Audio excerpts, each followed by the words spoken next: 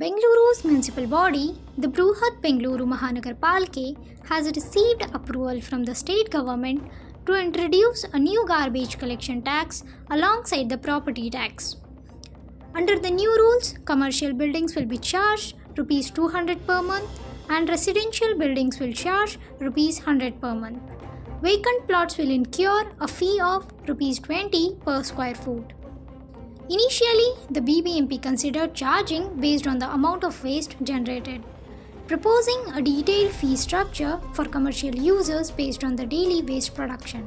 For example, 5 kg of waste will cost Rs 500 per month, while up to the 100 kg will cost Rs 14,000. The decision has sparked mixed reactions among the residents.